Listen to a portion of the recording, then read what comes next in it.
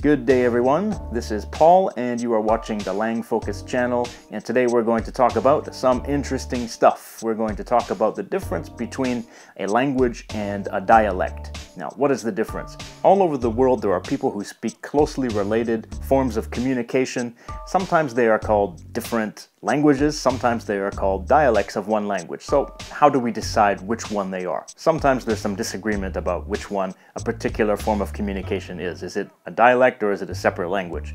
A dialect really means a variety of speech that differs somewhat from another variety of speech of that same language. It could differ in grammar, it could differ in phonology or pronunciation, it could differ in vocabulary, it could differ in all of those maybe. Sometimes those dialects are based in different regions. They are regional varieties of a language. Sometimes they are ethnic varieties of a language. For example, maybe there are two ethnic groups living in a city, but historically they've lived separate and not really interacted with each other because of racism or whatever, and they've developed a separate dialect because of that separation. So they're almost living in two worlds within the same city, that kind of thing. So it's almost like a different regional dialect inside your own town, if you know what I mean. Now, within every language there is some degree of variety, some degree of difference. There are some different spoken varieties of every language. So how do we decide if it's close enough to the language to be considered a dialect and when is it not?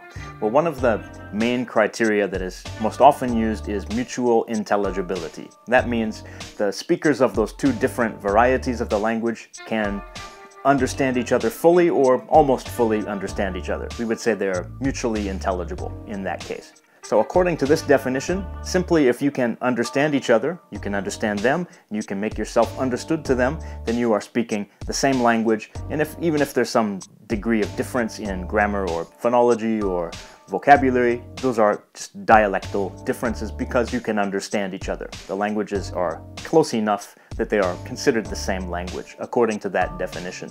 Now, the problem with this definition is that sometimes speakers of what is considered to be one language often can't understand each other. Like, for example, often I can't understand people who speak a Scottish dialect of English.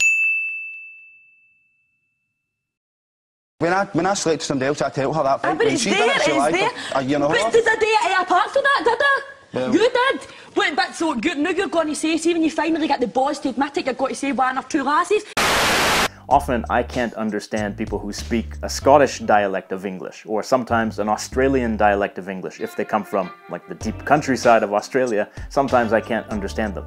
And this is especially true if I overhear two of those people speaking together. I hear them speaking with each other, not directly to me.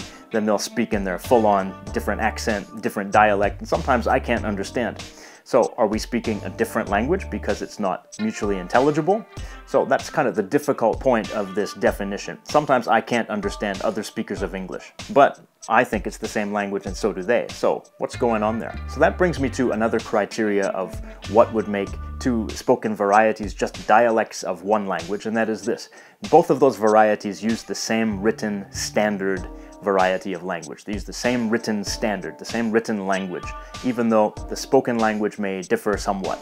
So that would explain why I speak English and a Scottish person speaks English, even if there may be some trouble communicating. We both use the same written language, we both write in the same way, we read the same books, and then when we speak to each other, we can adapt our speech to make it a little bit more like the written standard. Now that's why we can communicate, even though I can't really understand their variety of English when they speak the pure form, when they speak it with each other. I don't really know what they're saying a lot of the time. But when they speak to me, they kind of use book English a little bit, literary English. They use more of the written standard and mix it in with their natural dialect to make it understandable to me. And I think I do the same unconsciously.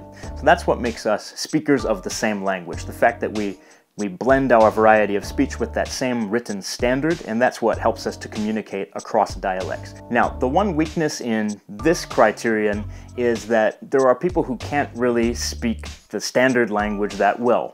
So that's true in English. You have some people who are uneducated, maybe they're poor, maybe high school dropouts, maybe they're the type of people who just don't really care about studying or speaking properly. They don't really know the standard language. They might understand it, but they can't speak like that. So are those speakers of the same language, even though they don't really know how to use the standard written language properly? So that's kind of the trouble with with that criterion. But so far, that's the best criterion that I've found to explain what is a dialect and what's a language. That written, common, standard language.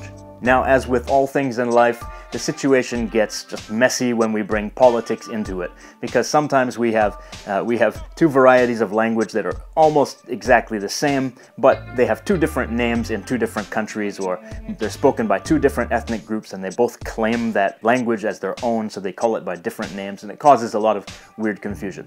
So I think it's like that in the former Yugoslavia. For some of the languages there are people who just don't want to be associated with the other people, so they call the language by the name of their own ethnic group, even though it's the same as the language of another ethnic group, basically. So even though the standard written language might be pretty much the same, might be slightly different, but it's pretty much the same, and the spoken language is pretty much the same, maybe with some variation, but they're mutually intelligible. Even the standard written language is mutually intelligible, but they call it a different language because of whack-ass politics. I don't like politics. I'm not a political person. I'm more interested in cultures and in people, so I don't really buy that definition. I don't like it when people say, we speak a different language because we have a different ethnic group, a different nationality. We're going to call this language ours. It's not yours, it's ours. I don't really like that kind of territorial claiming of languages, so I don't buy this definition. I think if you can speak together with each other and it's mutually intelligible, you can read the same books, then in my opinion you're speaking the same language. I don't really buy the political definition of what's a language and what's a dialect. So basically my definition of a dialect is that it's mutually comprehensible with another variety of language.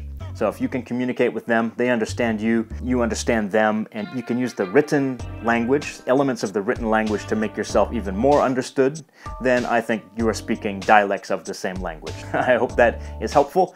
I hope that gave you something to think about. Leave your comments down below. Tell me if you agree with my opinion on this matter. All right, this is Paul signing off. See ya.